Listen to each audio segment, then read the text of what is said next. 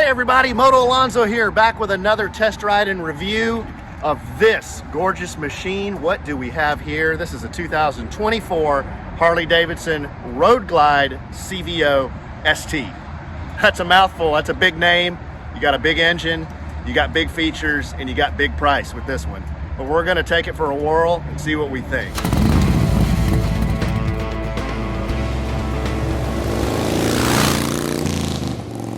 We have a bagger from Harley Davidson. This is a 2024 Road Glide. Now the trim model on this Road Glide is the CVO, so this is their top of the line motorcycle, and it's also an ST model of the CVO. So this is their special edition CVO ST for 2024, and we're going to go through all the features because there's a whole bunch of them. So we're going to do a quick walk around here, look at some of these features, and then take it on a short ride. Unfortunately, I can't take it on a tour or anything, but boy, wouldn't that be fun. So if you're not familiar, and probably most of you are, but in the Harley Davidson line, in their bagger line, there's a Road Glide and there's a Street Glide. I've ridden them both. The Rushmore model bikes, I've also ridden quite a bit. The 23 CVO Street Glide, which is the new batwing fairing design that Harley introduced in 23. So I have a little bit of experience on these type of motorcycles, so it'll be interesting to see what we think of this one. The difference between the Road Glide and the Street Glide is that the Road Glide has a fixed fairing, meaning this fairing is not going to move when you turn the handlebars. The Street Glide, by comparison, has what's called a batwing fairing, and it is attached to the triple tree and the handlebars. So when you turn the handlebars, the entire fairing moves. Street Glide and Road Glide guys, there's camps. It's kind of like Ford and Chevy, or Jeff Gordon and Dale Jr. A lot of things can be debated like that, but which one's better? I don't know. I've ridden them both. They're both fabulous machines for the highway, and it just kind of depends on your preference, I think. What you think the steering feels like and what you think the wind protection feels like. But gosh, what a gorgeous machine. Let's just kind of start from the front and see what we see here. So they redesigned the fairing for 2024, so this looks a little different than the Road Glides in 22 and older. You know, the Rushmore bikes from 14 to 22, I guess, would be the year models of those. Controversial design, I have heard, is this headlight. So the Road Glides were always defined by the two headlights, the double headlight. This suggests that there are two headlights there, but you see one gigantic headlight. And a lot of people who are in the camp that, I'm not really digging that, are comparing it to the Indian design. I don't know. I mean, it looks like a Harley to me, but I can see where you might say that. I think it looks good. I think it looks sleek. I think it looks modern. I think it looks like a Harley Davidson, but I do see how you can make those comparisons. On this motorcycle, there's a lot of this trim. It's the forged carbon trim. So you see we got it on the front fender, and we have it on the rear seat cowl. And we've got it on the tips of the titanium Screaming Eagle exhaust. So really high-end finishes and materials on this bike. Two huge wave rotors here, and you see the wheels have a special CVO ST design. Now that is an air intake. Look at the size of that snorkel. Holy moly. Big air intake there, which allows this motor to breathe, which is the 121 high output V-twin. Now, there's a difference between the motor that's in this CVO and the CVO that I used to ride, which is the Street Glide VVT CVO. They're both great engines. Now, I've not spent a lot of time on this, and we're going to go take it for a ride. But the engine that I have ridden, which would be that 121 VVT, lots of power, lots of torque, more power than I needed. It was a great motor, but it used a VVT technology. This motor does not. This motor actually puts out more horsepower than the regular CVO VVT motor. I think we're looking at 127, if my memory serves me right, 127 horsepower and 145 foot-pounds of torque. So a lot of power here in this motor. The motorcycle weighs 838 pounds wet. It's not light. No, this isn't light. And most Harley baggers aren't light. Now, you know, people that, you know, there are a lot of people that throw shade at the Harley baggers, and one thing they're great for is just that long, balls out interstate riding where you're doing big miles, going long distances. I'd love having the weight on a bike when, you know, I'm around semis. There's lots of wind. You know, I want to go fast for a long distance. Put it on cruise, be comfortable. That's what these bikes are designed for. They're not really designed for, you know, canyons. But I think what Harley is trying to do with this motorcycle is kind of, you know, leverage the popularity of the King of the Baggers racing series, which is, that was the inspiration for this bike, is that racing series. And it's very, very popular. A lot of people love to watch those baggers go around the track, and they are fast, and the riders that ride those things are incredible. And one of the factory riders, Kyle Wyman, was actually involved in the design of this motorcycle, especially with the, and we'll get into it, the ride modes. There's a track mode on this bike. So I don't know how many people would buy this and take it to the track. Personally, I would not. If I was going to spend $43,000 is the MSRP for this motorcycle, brand new. Now, this is a pre-owned model, courtesy of my friends at Dream Machines of Texas. They have this bike on their showroom floor, and it's pre-owned.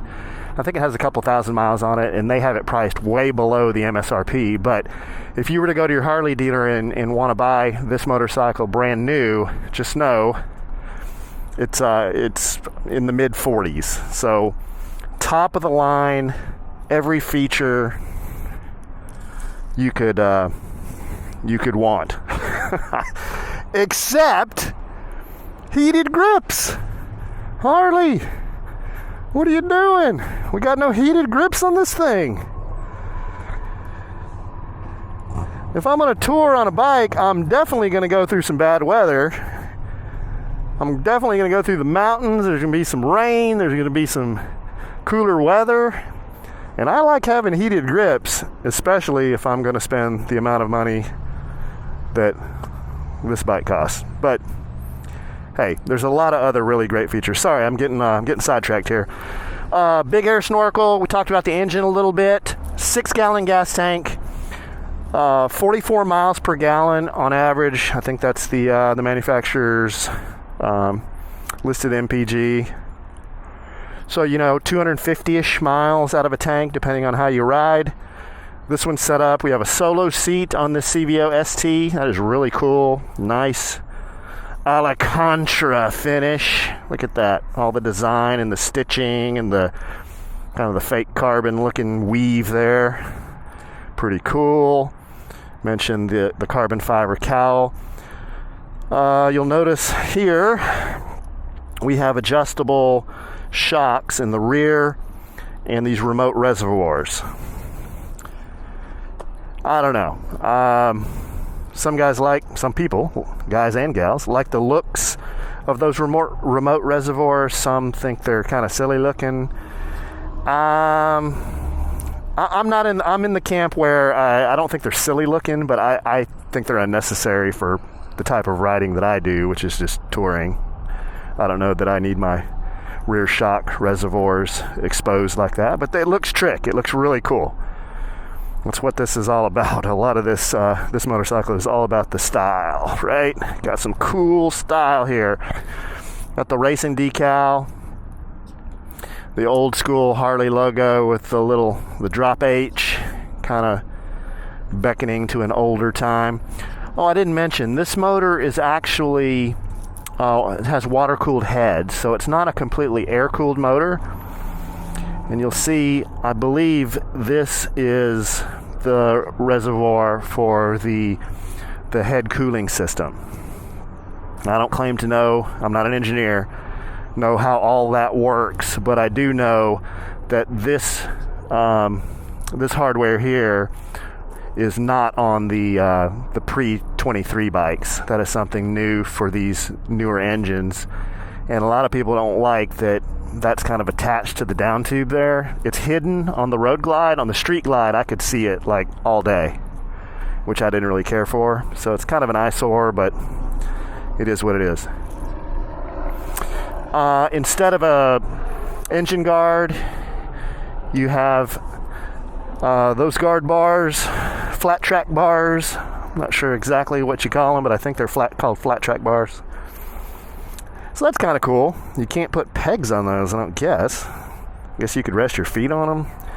You know, if you were going to set this bike up for touring, maybe you'd go with a different type of crash bar. I don't know. The bags. So the bags have been redesigned. You'll notice there's a curvature to them. They're not flat like on the Rushmore bikes. I love them. I think that the bags are I think they go with the style and the flow of the motorcycle. I think they're great. They hold more. I like them. I've heard that some people don't like them. They don't like the design. I love the design, and I love the tail lights. It just looks really clean and more integrated. And it comes this model comes stock from the factory with the Screaming Eagle titanium exhaust. And we'll start it up here in a little bit. It's not super loud. It sounds better than a lot of stock exhausts I've heard on Harleys, but it's kind of subdued. You know, it's not what I would call super loud. But I'll let you decide. What else? Have some storage cubbies, that's cool. Rockford Fosgate audio, but unlike the other CVOs, no rear speakers, just the front speakers. The 23 Street Glide CVO I had did have the full 4 speakers, the 500 watt system, and it was loud. It was incredible. I could hear it on the highway going 75. It was not a problem. To hear music, I kind of like listening through my headset anyway, so music is fine to have, I suppose, but you know, it adds weight. We're adding weight to the fairing, we're adding weight to if you have those speakers, you're adding weight to the bags. But yeah, it sounds great if you like listening to your music instead of listening to it through a headset. Inverted forks. So the 24 Street Glide and Road Glides, the regular versions with the 117 motor, they just have the conventional forks. The CVOs, you get inverted forks, which is a sportier design. In theory, it's supposed to keep the tire on the road a little bit better there. I'm not a racer, so I cannot tell. I just know it's cool. It's a cool design. It looks cool. It's another trick part on this bike. And then Brembo brakes, of course. They're branded Brembo here, which is a little different than what they've done on CVOs in the past. CVOs in the past have just had the Harley logo, but these are Brembo brakes. Very good brakes on these. And there's some cool little touches, like this is the 25th anniversary of the CVO, so 1999 to 2024. That's pretty cool. We got a really low, sporty windscreen there. That is not going to do anything, I can guarantee you, because I've ridden Road Glides with that type of windscreen, and they're just for looks. They're absolutely just for looks, and that's fine. But they if you want wind protection, that's not going to be it. I can already tell you that. Oh, and we've got more carbon trim, more 25th anniversary. insignia. We've got CVO key fobs. This is, of course, you know, just you have to have your key fob on you type bike, and you hit start and go. Very, very beautiful design. Adjustable vent. I mentioned the cubbies. So yeah, let's get geared up. Let's get geared up and let's take this guy for a this gal, whatever you want to call it. Let's take this motorcycle for a short ride. I'm anxious to see how this feels compared to some of the other street glides, road glides, and CVOs that I've ridden. Okay, we are in the saddle. Very comfortable. So far, so good. It is firm. It is a firm saddle. But you want a firm saddle on your sport bike, right? Your sport bagger. Okay, let's just look at the controls real quick before we get started. I didn't mention when we were doing the walk around, adjustable front suspension too by Showa. So that's cool. Okay, starting on the left, cruise control. This is to cycle through your different information you'll see on the TFT, traction control. All these buttons allow you to navigate on the TFT. So left, right, up, down, enter. This gets you back to your main menu, I believe. Back button, left turn signal. And on the right, we have our start button, kill switch, hazard. These are our music controls. These are our talk to text and phone controls. And then we have our right turn signal. We have an adjustable lever, brake lever. I don't believe we have an adjustable clutch. No, I don't think it is. I can't see the adjustment, and I don't think it is. And our flash to pass and brights are over here. And then we have these little winglets that you can adjust. If it's a super hot day, you might want to let more air up in your mug. If it's a cooler day, you might want to do something like that. I don't know. We'll try it. We'll try it a little open like that just for fun. Okay, kickstand up.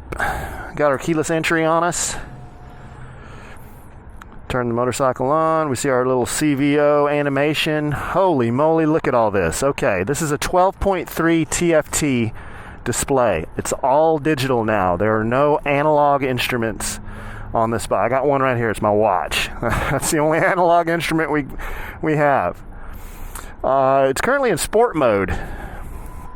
I think for just riding around today, we're going to change modes and put it in, that's track, that's rain, that's road. So, you know, just road mode is just for around town, normal riding. Sport mode is a little sportier, a little crisper throttle response. Track mode, honestly, I don't know much about track mode other than Kyle Wyman had input on how that was developed with the engineers, and it kind of turns off a lot of your safety controls like ABS and traction control to allow a little bit better track riding experience. Got some radio on. I'm going to turn that down with my volume here. But yeah, we're going to put it in road mode. Okay, let's go.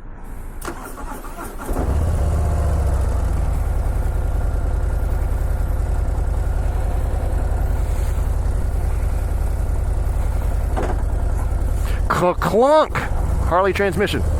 We know it's in first gear. You have a gear indicator. You know, folks, I could do an entire video series on just the TFT, so we're not going to spend a lot of time talking about how to navigate around the TFT display. It's relatively complicated, but once you get the hang of it, it's really nice. I really enjoyed having it on the Street Glide CVO. There's a ton of information. It looks good. It's super bright. All right. Just getting started here, so we're going to take it easy. Smooth. Speed limit's 35 here, so we're not doing anything too crazy until we get warmed up. We're not going to do anything crazy at all. I'm just saying. need to get warmed up a little bit. You know, while we're talking TFT, I think an interesting debate is what do you prefer? Do you prefer analog gauges, or do you prefer all digital, or do you prefer a mix?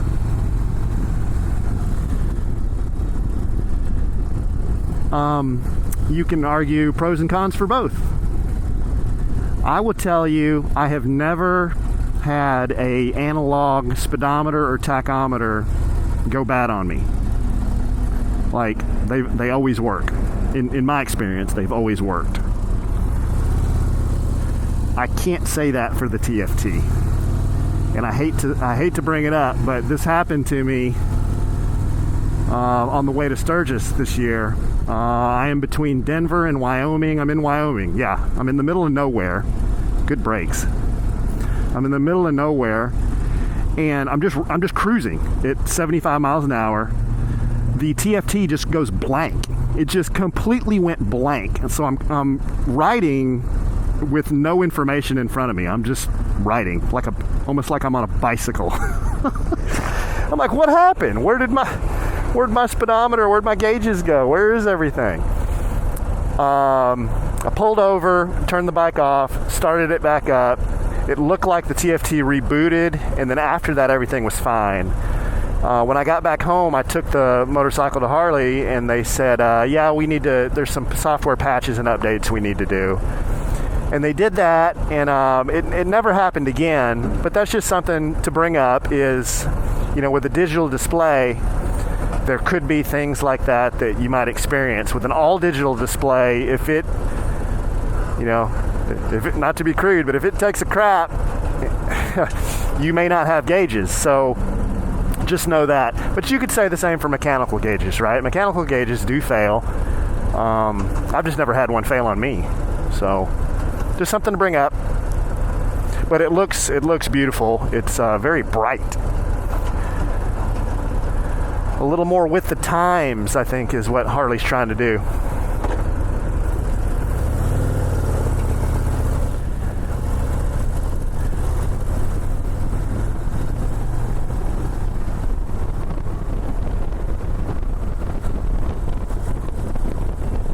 Ew.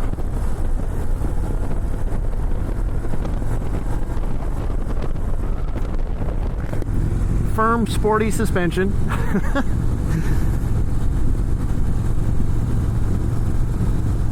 Oh my gosh, this thing's a beast. It's just, you can just feel the tremendous torque and power just cruising here in the neighborhood. Okay, railroad tracks. Not bad. Not bad at all. Come on, Mr. FedEx.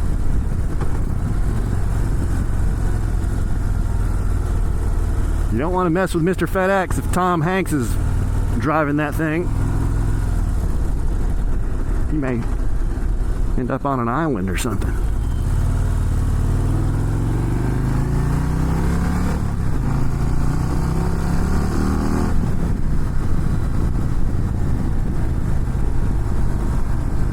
You know, at this lower speed that I'm going, the wind protection is very, very good.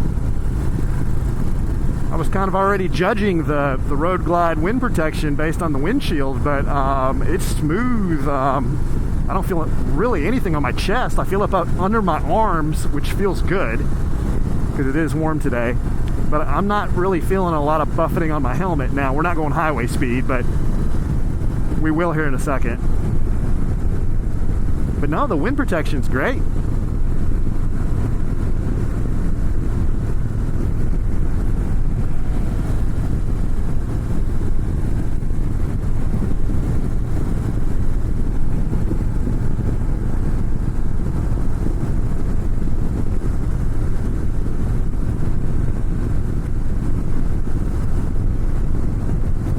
Easy to see out of the mirrors. It's interesting that Harley, some of the choices they make with, I don't know.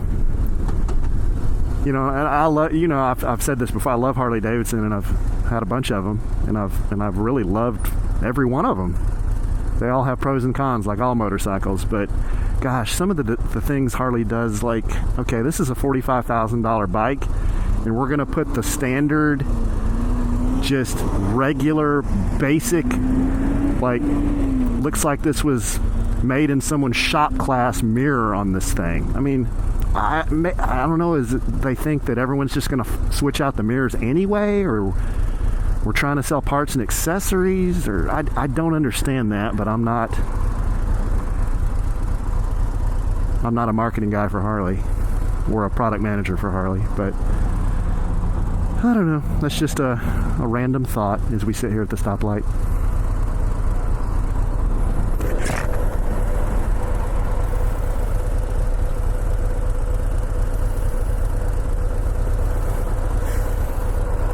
See if I can show you my feet. Flat-footed, no problem.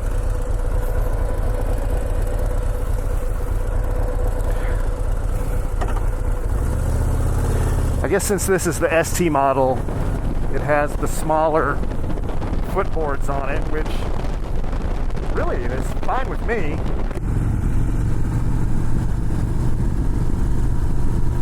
I suppose if you had, I wear a size 12, if you had like really giant feet and you were gonna only tour on this bike and didn't want it to look quite as sporty, you might switch those out for something bigger, but I kind of like how they got the smaller size board on there.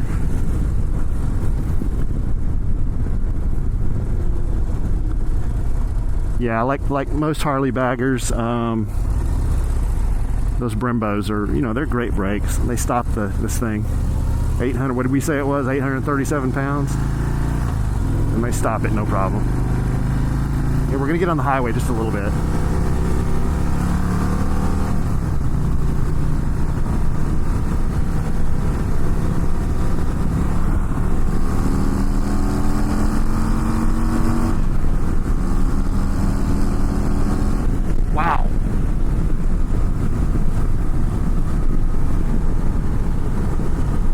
Wow.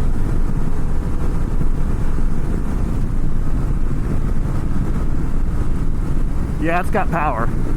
It's got plenty of power and torque, more than I would ever need, personally.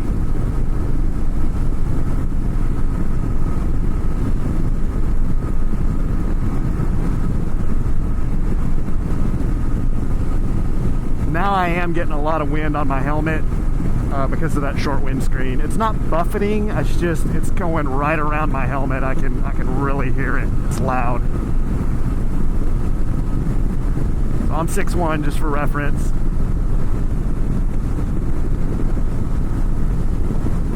And also, it's a comfortable seating position. I think if I was doing, crushing big miles, hundreds of miles a day, or you're trying to do a 700-mile day, I'm not sure I would like the handlebars, but everyone's different on handlebars. This is a sporty seating position for a bagger. For me, the seat seems to be maybe an inch or two further back than my Street Glide. I could be imagining things, but I feel like I'm actually leaned over just a little bit, which is weird. I do feel like I'm leaned over just a hair. I don't know if because the bars are, flatter than my Street Glide. The Street Glide, you're just sitting there like you're on a table. It's so comfortable.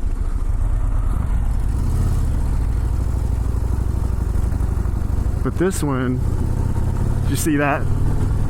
I kind of coasted, and I was in third gear, and you don't even need to downshift. You just roll on the throttle, and we'll just turn the corner here.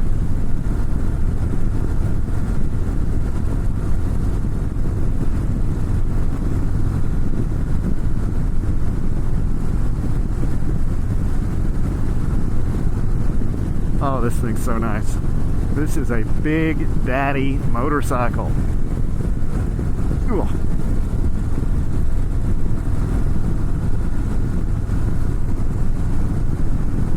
Some have mentioned, well, how come the new motorcycles from Harley don't, the new fairing designs don't have an adjustable windshield or a automatic windshield, like a power windshield. It's just a fixed windscreen. I think Indian has that feature. I think BMW, well, I know BMW has that feature. I don't know. How do you feel about that?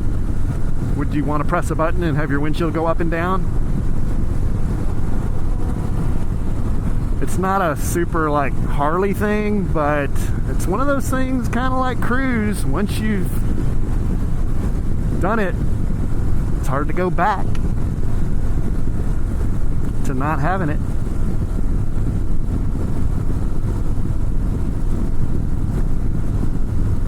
It is nice to have. I've had that on a few motorcycles. On my BMW GSA, it has a manual knob to lower and raise the windshield, and I'm always doing it, you know, because there's always different wind conditions you're encountering while you're riding, as you well know. Different wind and temperatures and conditions, and uh-oh, I didn't do it.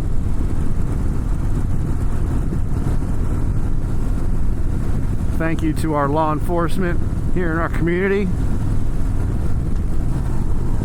Definitely back the blue. I have a couple of friends that just got their motorcycle licenses, and they're both police officers, and they are very excited, very, very excited.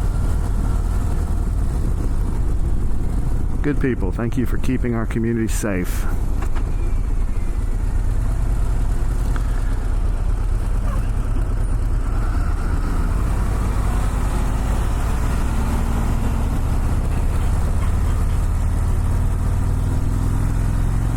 So in the area I'm in, unfortunately, we're not going to be able to really test the motorcycle in the, you know, kind of what it was designed for in a way, which is more sporty riding in the curves. I'm sure that would be a tremendous amount of fun. In full disclosure, this is not mine, so I'm being careful with this thing, and I am just cruising. But I can imagine that if you did take it out to the track, or you wanted to ride around your area where there's twisties or curves, it would be a lot of fun. I'm sure it would be a lot of fun. It's got the power, it's got the brakes. I'm assuming it has pretty decent ground clearance with those short boards. The only thing that I would be a little, I guess, cautious about is the weight. You know, it's still a Harley Davidson bagger. It's still a Harley Davidson Road Glide frame and fairing and equipment and engine, and it's heavy. There's no denying that. You can't deny physics, right? I mean, it's 838 pounds, which is lighter. That is actually lighter than my Street Glide CVO was, which was more closer to almost 900 pounds. But another thing I think worth mentioning, the newly designed fairing bikes, so 23 and on, to me, they do feel lighter, and they are lighter. They're, you know, both of them are about 10 to 15 to 20 pounds lighter than the Rushmore bikes. But they've done something to the steering geometry, because to me they handle better, especially slow speed handling. They're easier to maneuver around. Parking lots, your grocery store, and you're at the grocery store parking lot where you're doing a lot of stop and go and watching people cross crosswalks and dodging shopping carts. You know what I mean? Like, they're so much lighter on their feet, I guess is what I'm saying.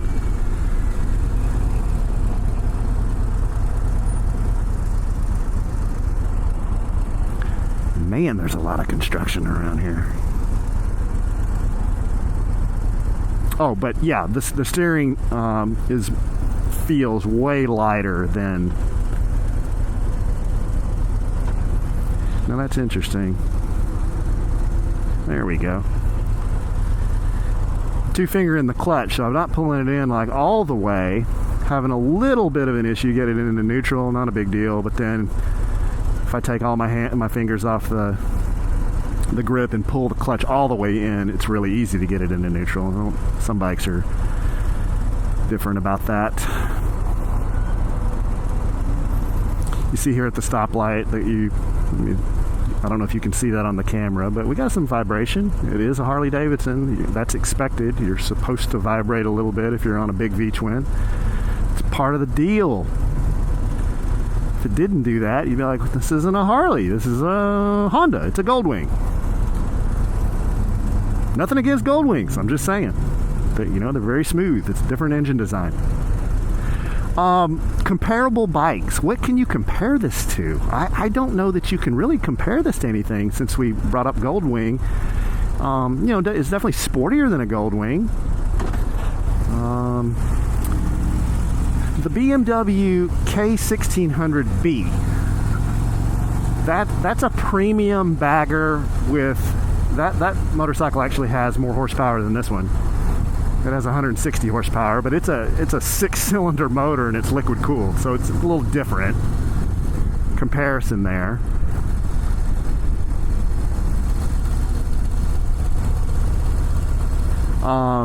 And that bike I believe is around 30. It's in the low 30s, mid 30s. This bike's in the mid 40s. So the Beamer, you get 160 horsepower, a little less torque, all of the features and then some. And this isn't a compare. Let's compare this motorcycle to BMW. I'm just kind of thinking out loud. Like, if I was going to compare this, but if I had that amount of money, like, you're naturally going to shop around, right?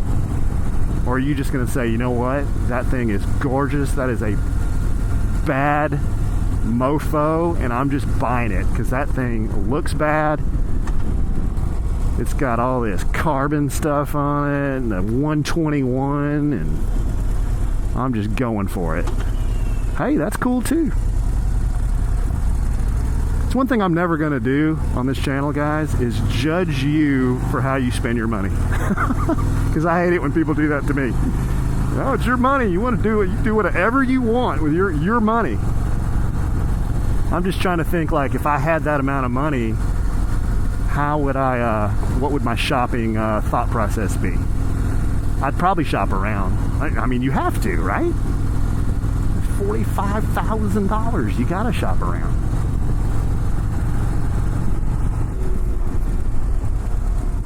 Let's go in this little parking lot over here and just do some slow speed maneuvers just for fun.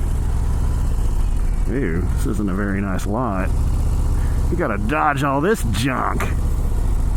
We got gravel, we got potholes, and I'm on someone else's bike, so we are gonna be very, very careful.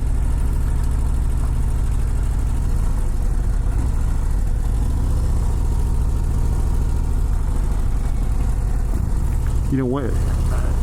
I know a lot of you ride these types of baggers and already know what I'm saying, but once you get the bike moving and you know how to work the friction zone along with your rear brake and you keep your head up, I mean, you're fine. It's really not a problem. But let me say, if you're watching this and maybe you're a novice rider or you're thinking about buying a motorcycle, this isn't the bike for you. I wouldn't do it. I really wouldn't do it. It's big and heavy and powerful and fast and very expensive and has lots of trick parts on it. If you dump it over in the grocery store, you're going to be very, very sick at yourself. So please, I wouldn't do that. I would call this a more intermediate to advanced rider's motorcycle. Just my opinion. Again, you can do what you want with your money, but that's just my opinion. Okay, we're bringing her back here. Oh, this thing's great. I've really enjoyed this.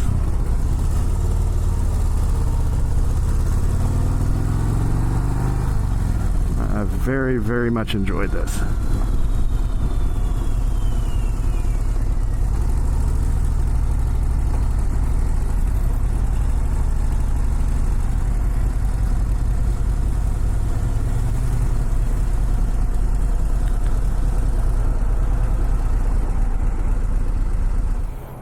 And there you go. 2024 Harley Davidson Road Glide CVO ST. Gosh, like any motorcycle, it's got its pros and cons. Would I buy this bike if I had the money? Absolutely. It's gorgeous, it's fast, it's got all kinds of cool features. You can make a couple little changes to it to dial it in to the way you want it, but wow, Harley did a good job with this one. Hey, shout out to my friends at Dream Machines of Texas.